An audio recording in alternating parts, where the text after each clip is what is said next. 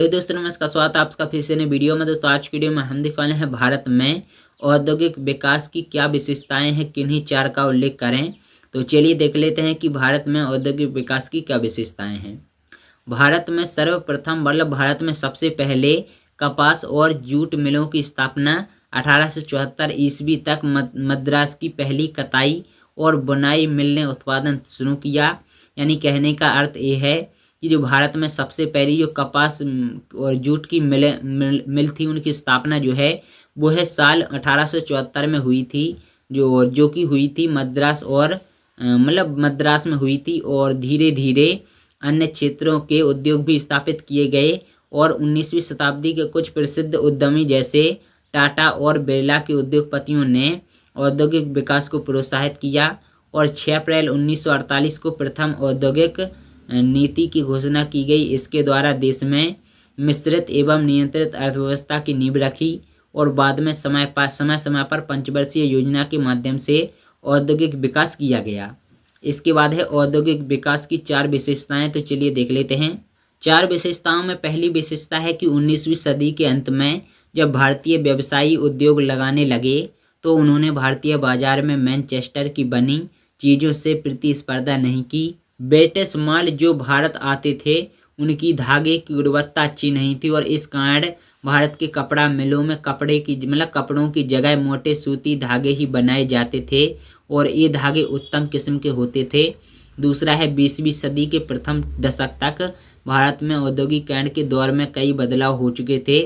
स्वदेशी आंदोलन की गति मिलने से राष्ट्रवादियों ने लोगों को विदेशी कपड़े के बहिष्कार के लिए प्रेरित किया और औद्योगिक समूह अपने समूह के लाभ हेतु संगठित हो गए और उन्होंने आयात शुल्क बढ़ाने तथा अन्य रियासतें देने के लिए सरकार पर दबाव डाला।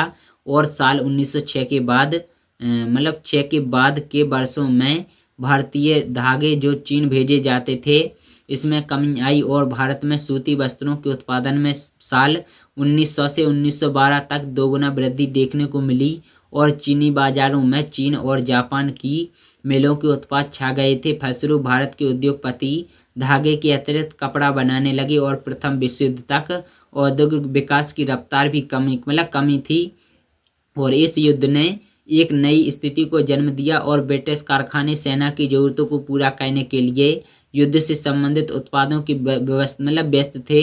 इसी कारण भारत में मैनचेस्टर के आयात में कमी आई और भारतीय बाजारों को रातों रात एक विशाल देसी बाजार मिल गया और युद्ध लंबा खिंचा तो भारतीय कारखानों में भी फौज के लिए जूट की बोरियां और फौजियों के लिए वर्दी के कपड़े, टेंट और चमड़े के जूते, घोड़े व खच्चर की जीन तथा अनेक अन्य सामान बनने लगे और नए कारखाने लगाए गए। पुराने कारखाने कई पालियों में चलने लगे और अनेक नए मजदूरों को काम पर रखा गया और प्रत्येक को पहले से भी अधिक समय तक काम करना पड़ता था और युद्ध के दौरान औद्योगिक उत्पादन तेजी से बढ़ा।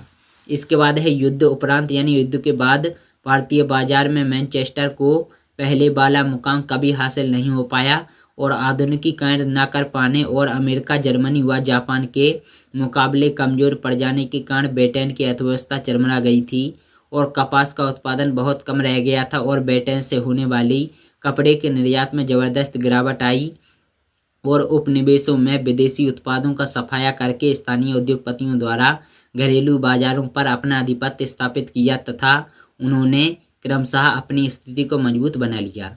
तो ये था छोटा सा वीडियो। बाकी अगर आप लोगों को ये जो वीडियो है वो पसंद आया हो तो वीडियो को लाइक कीजिए, चैनल को सब्सक्राइब कीजिए।